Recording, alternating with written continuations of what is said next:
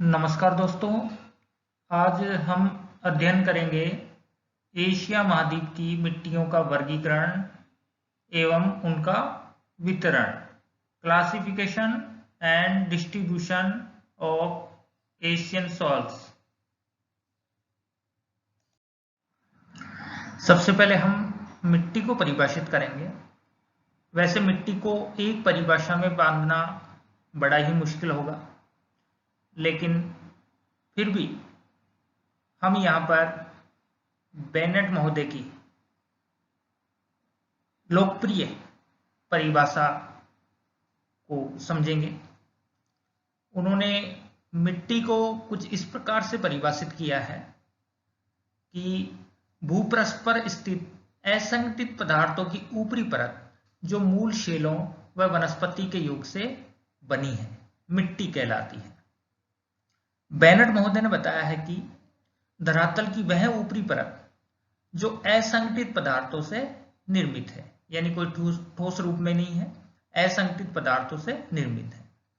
ये असंगठित पदार्थ मुख्य रूप से शैल व वनस्पति के योग से बने हैं। इस प्रकार उन्होंने मिट्टी को परिभाषित किया है। आपको बताना चाहूंगा कि मिट्टी के निर्माण तथा उसके विकास में मुख्य रूप से उच्चावत, जलवायु, शैल, वनस्पति एवं जीव जंतुओं की महत्वपूर्ण भूमिका रहती है।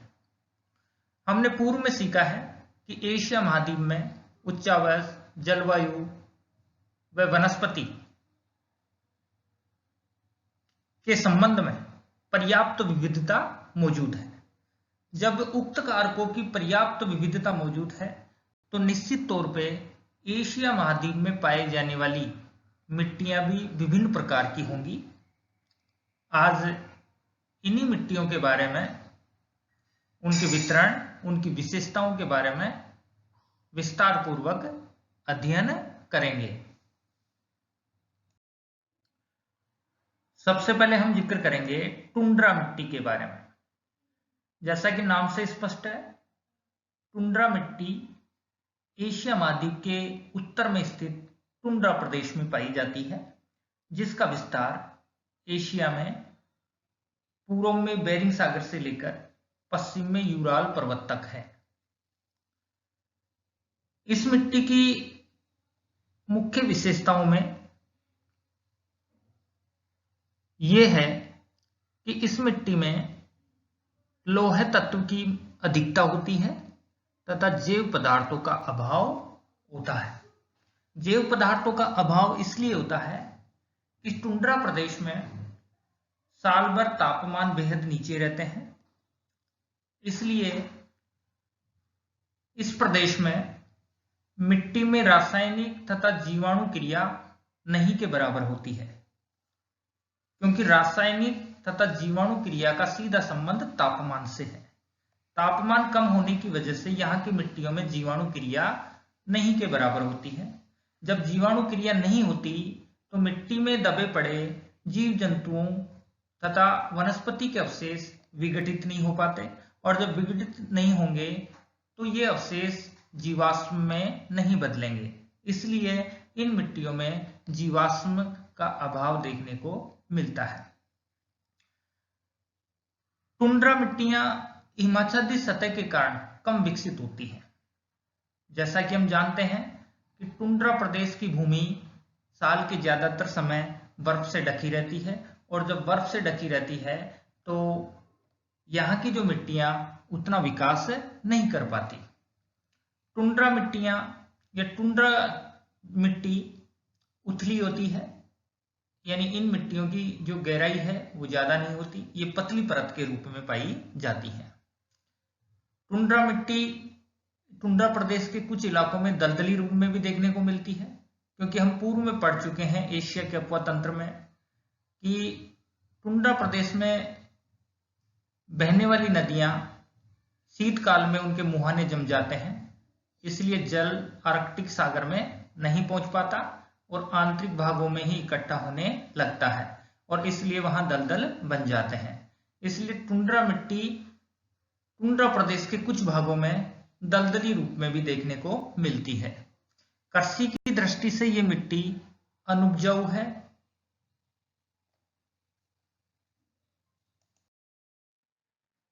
अब हम जानेंगे पोडजोल मिट्टी के बारे में। पोडजोल का रूसी शाब्दिक अर्थ है राग का रंग, यानी राग जैसे रंग की मिट्टी। इस प्रकार की मिट्टी साइबेरिया के शंकुधारी वन प्रदेश या कोणधारी वन प्रदेश या कहें टेगा वन प्रदेश में विकसित हुई है। इनका विस्तार एशियाई रूस के पश्चिमी भाग से लेकर पूर्व में उत्तरी चीन, उत्तरी कोरिया तथा जापान तक ये मिट्टियां पाई जाती हैं।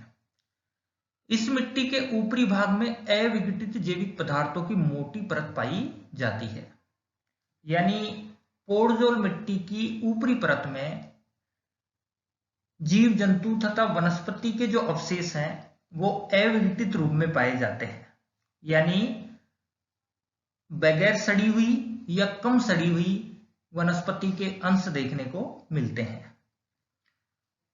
उसका कारण यह है कि पोडजोल मिट्टी का जो प्रदेश है, इस प्रदेश में वर्ष भर तापमान बहुत ही कम रहता है और तापमान कम रहने के कारण यहाँ की मिट्टी में जीवाणु क्रिया बेहद कम हो जाती है या नहीं के बराबर होती है।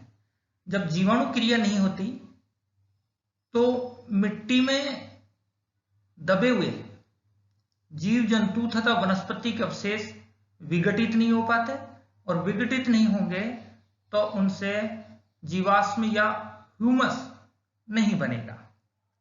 इस तरीके से पोडजोल मिट्टी के ऊपरी भाग में कम सड़े हुए या बिल्कुल नहीं सड़े हुए वनस्पति के अंश या अवशेष देखने को मिलते हैं और इन अविघटित जैविक पदार्थों की वजह से ही इस मिट्टी में अम्ल बनते हैं। यह अम्लीय घोल मिट्टी की ऊपरी सतह से घुलनशील खनिजों तथा लोहे व एल्युमिनियम के यौगिकों का निक्षालन तथा अवक्षालन करता है। यहां हम जानेंगे निक्षालन क्या होता है और अवक्षालन क्या होता है। निक्षालन तथा अवक्षालन ये दोनों ही क्रियाएं मिट्टी के ऊपरी सतह में मौजूद खनिज तत्वों का निचली सतह पर रिसना या उतरने की क्रियाएं हैं, लेकिन दोनों में अंतर है। निक्षालन की क्रिया में वर्षा जल में ऐसे खनिज जिनकी प्रकृति घुलनशील है, वे खनिज वर्षा जल में घुल करके रिसते हुए, उस जल के रिसते हुए निचली परत में पहुंच जाते हैं, तब वह क्रिया कहलाएगी निक्षालन की क्रिया। जबकि अवक्षालन की क्रिया में भी ऊपरी सतह पर मौजूद खनिज तत्व निचली सतह पर पहुंचते हैं, लेकिन इसमें घुलकर नहीं बल्कि भौतिक रूप से, मौलिक रूप से वह निचली परत पर पहुंचते हैं। यह क्रिया कुछ खास प्रदेशों में होती है, जब शुष्क काल में मिट्टी में दरारें पड़ जाती हैं और जब आर्द्र मौसम आता है या जब वर्षा का मौसम आता है तो ऊपरी सतह पर मौजूद खनिज तत्व मौलिक रूप में, भौतिक रूप में उस जल में मिलकर, वर्षा के जल में मिलकर, घुलकर नहीं मिलकर उन दरारों से होते हुए निचली सतह पर जमा हो जाते हैं, मिट्टी की निचली परत में पहुंच जाते हैं। इस तरीके से आपने समझा निक्षालन क्या होता है और अवक्षालन क्या होता है।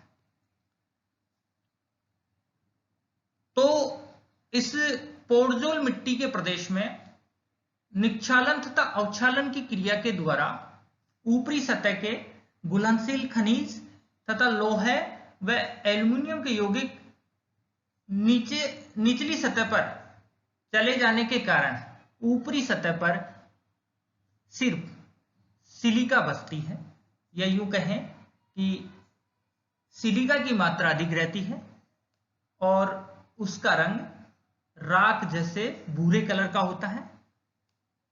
और ये मिट्टी, इसमें अम्ल बनते हैं। अम्लता अधिक होने के कारण कृषि की दृष्टि से निकृष्ट है या उपयोगी नहीं है। अब हम भूरी कत्थई पौडजोलिक मिट्टी के बारे में जानेंगे।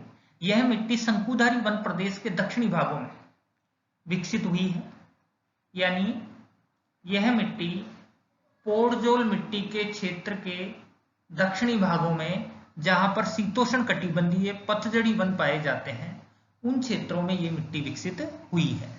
यह मिट्टी पौडजोल मिट्टी से काफी कुछ समानता रखती है, इसलिए इसे पौडजोलिक मिट्टी भी कहा जाता है।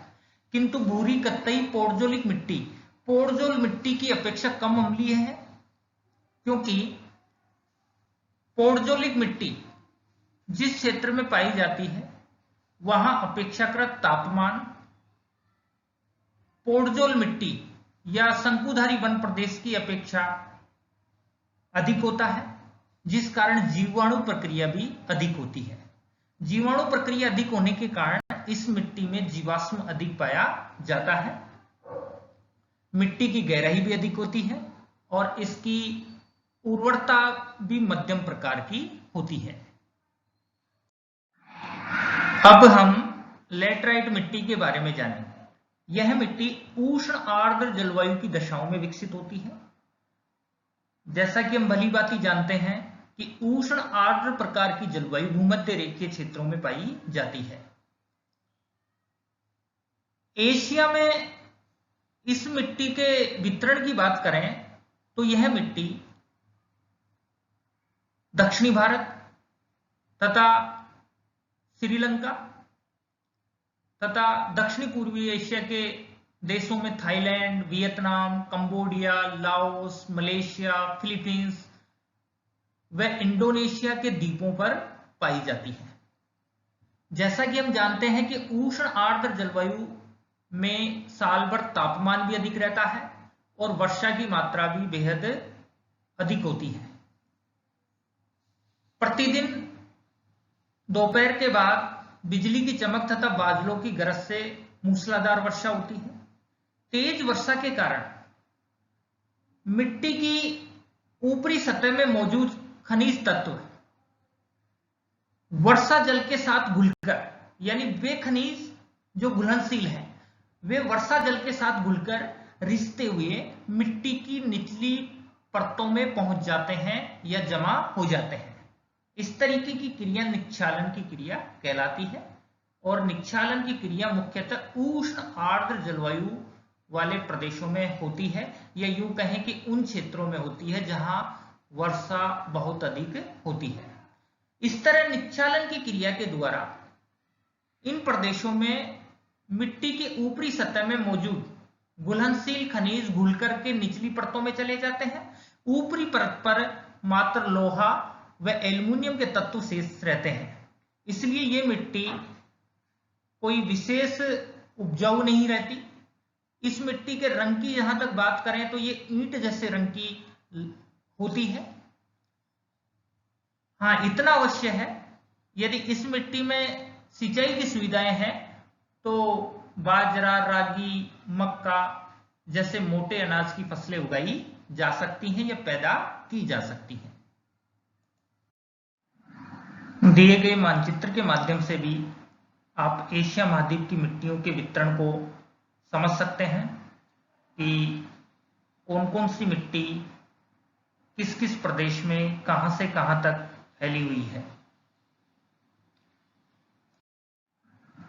यहां पर पौडजोल मिट्टी और लैटराइट मिट्टी को चित्र के माध्यम से उनके रंग तथा संरचना को बताने का प्रयास किया गया है।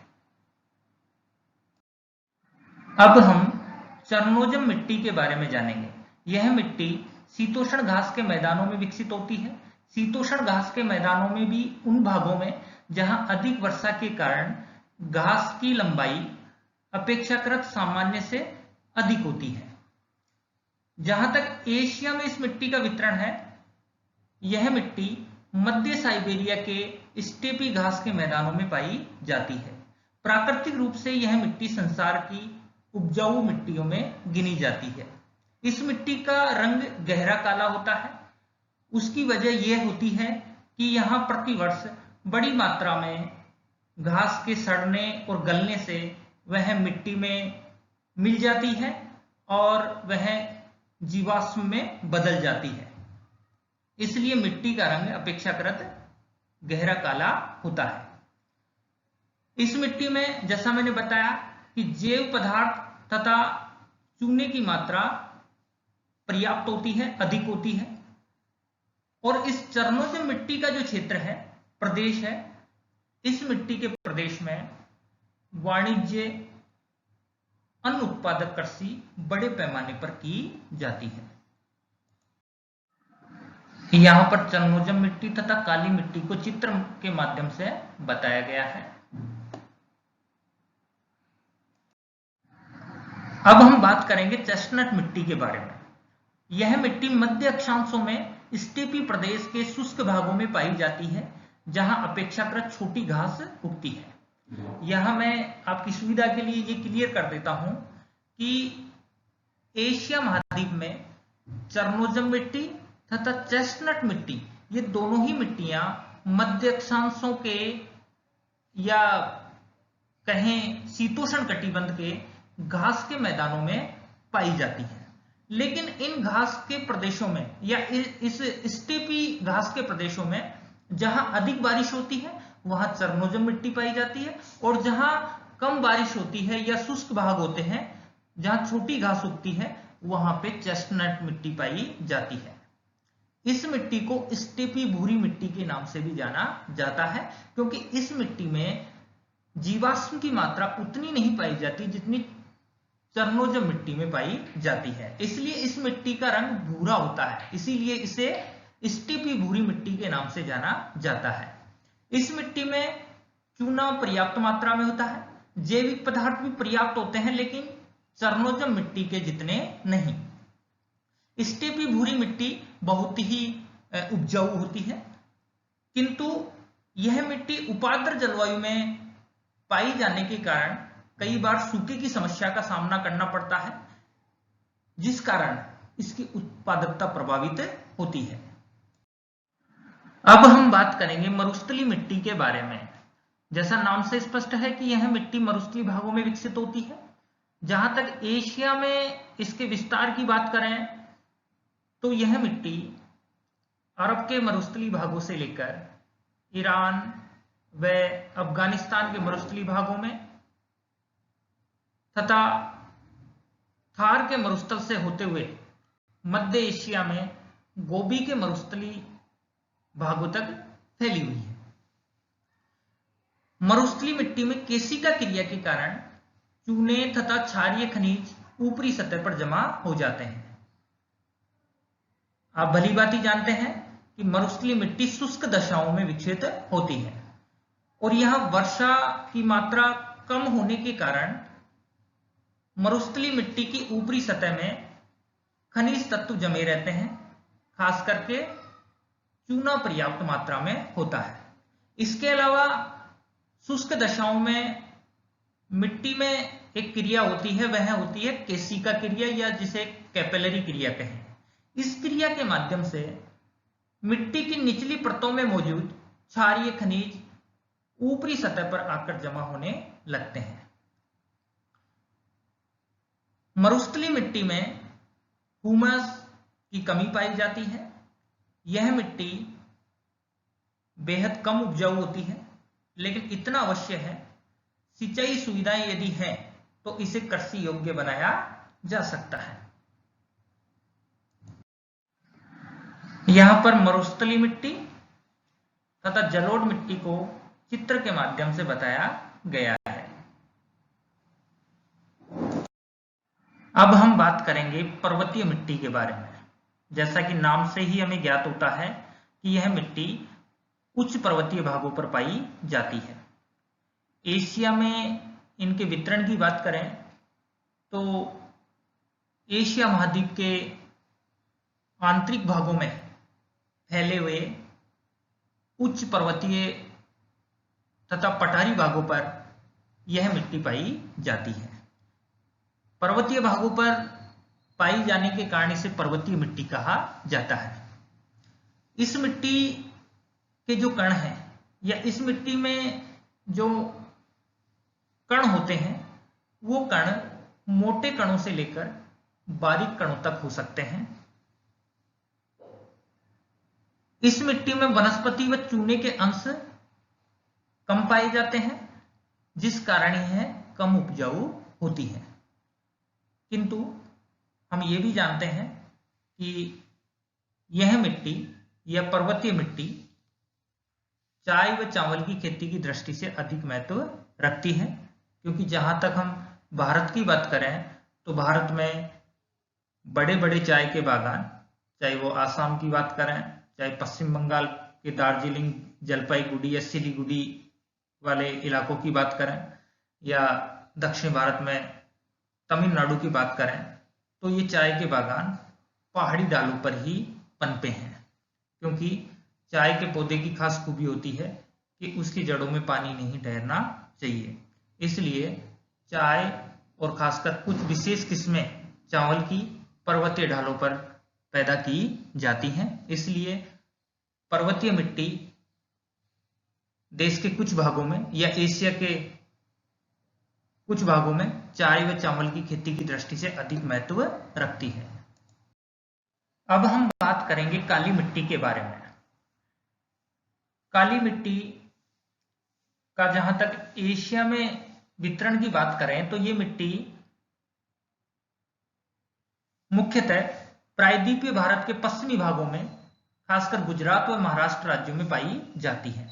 हालांकि कुछ अंशों में राजस्थान के दक्षिणी पूर्वी भाग में, मध्य प्रदेश के पश्चिमी भाग में, तेलंगाना, आंध्र प्रदेश और कर्नाटक के कुछ भागों में ये मिट्टी पाई जाती है, लेकिन मुख्य रूप से गुजरात व महाराष्ट्र राज्यों में ही इसका विस्तार है। इसकी रचना ज्वालामुखी से निकले पदार्थों से हुई है, या यूं कहें कि ज्वालामुखी से निकले हुए लावा के विघटित और वियोजित हो जाने से समय के साथ उससे जो मिट्टी का निर्माण हुआ है वो मिट्टी काली मिट्टी है। यह मिट्टी पानी पी करके लसलसी हो जाती है, चिपचिपी हो जाती है, यानी इस मिट्टी के कण बहुत ही फाइन होते हैं, बारीक होते हैं, और इसमें आर्द्रता या जल को धारण करने की क्षमता अधिक होती है, जिसलिए इस मिट्टी में पानी के मिलते ही या पानी को पीकर यह मिट्टी चिपचिपी हो जाती है, लेकिन सूख जाने पर यह अधिक कठोर तथा इसमें गहरी गहरी दरारें पड़ जाती हैं। इस मिट्टी को रेगड़ मिट्टी भी कहते हैं। यह मिट्टी संसार की उपजाऊ मिट्टियों में गिनी जाती है। यह मिट्टी कपास की फसल के लिए बहुत ही उपजाऊ है, बहुत ही अधिक महत्व रखती है, इसलिए इसे कपास की मिट्टी के नाम से भी जाना जाता है। अब हम जानेंगे जलोढ़ मिट्टी के बारे में। यह मिट्टी नदियों के मैदान तथा डेल्टाई भागों में पाई जाती है। जहां तक एशिया में इनके वितरण की बात करें तो यह मिट्टी एशिया के विभिन्न भागों में, चाहे छोटी नदी हो या बड़ी नदी हो, उसके मैदान तथा डेल्टाई भागों में मुख्य रूप से विकसित हुई है। जहां तक बड़ी नदियों की बात करें तो एशिया में भारत और पाकिस्तान के मध्य सिंधु नदी के मैदान तथा डेल्टाई भागों में, भारत में गंगा व ब्रह्मपुत्र नदी के मैदान तथा डेल्टाई भागों में, इराक में दजला व फरात नदियों के मैदान तथा डेल्टाई भागों में, जहां तक चीन की बात करें वहंगो, यांगची शिक्यांग नदियों के मैदान तथा डेल्टाई भागों में, म्यांमार में इरावदी नदी के मैदान तथा डेल्टाई भागों में, तथा दक्षिणी पूर्वी एशिया में मीनाम व मीकांग नदियों के मैदान तथा डेल्टाई भागों में यह मिट्टी मुख्य रूप से पाई जाती है।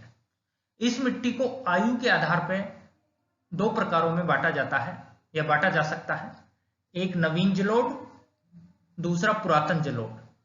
नवीन जलोढ़ को खादर भी कहते हैं और पुरातन जलोढ़ को बांगर भी कहते हैं, क्योंकि इन नदियों के मैदानी भागों में वे भाग जहां प्रतिवर्ष बाढ़ के समय नवीन मिट्टी की परत जमा होती है वह नवीन जलोढ़ कहलाता है, और इस नवीन जलोढ़ को खादर के नाम से जाना जाता है। यह मिट्टी अत्यंत ही उपजाऊ होती है, जबकि इन्हीं नदियों के मैदानी भागों में वे भाग जो अपेक्षाकृत ऊंचे हैं, जहां पहले कभी किसी समय बाढ़ आया करती थी और मिट्टी के जमाव होते थे, लेकिन वर्तमान में इन भागों में बाढ़ का पानी नहीं पहुंच पाता। इसलिए ये हैं तो जलोढ़ी, लेकिन ये पुराने जलोढ़ के जमाव हैं, इसलिए इन्हें बांगर कहा जाता है। खादर में मिट्टी के कण बारीक होते हैं, जबकि बांगर में मिट्टी के कण बारीक से लेकर मोटे तक होते हैं। यह मिट्टी भी संसार की सर्वाधिक उपजाऊ मिट्टियों में शामिल है। अब हम बात करेंगे पीली मिट्टी के बारे में। यह मिट्टी वायु द्वारा मरुस्थलों से उड़ाकर लाए बारीक मिट्टी के कण या धूल के कणों के जमा हो जाने से बनती है।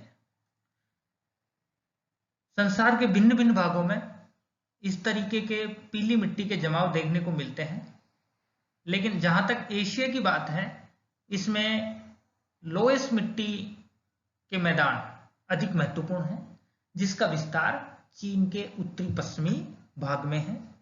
मानचित्र में आप इसको देख सकते हैं।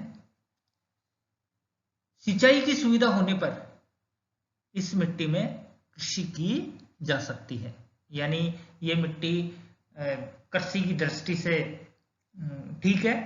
यदि सिंचाई सुविधाएं उपलब्ध हैं तो इसमें फसलें पैदा की जा सकती हैं। इस प्रकार आज हमने एशिया का एक और महत्वपूर्ण टॉपिक, एशिया की मिट्टियों का वर्गीकरण, उनका वितरण और उनकी महत्वपूर्ण विशेषताओं के बारे में जाना, उनके महत्व के बारे में जाना। धन्यवाद।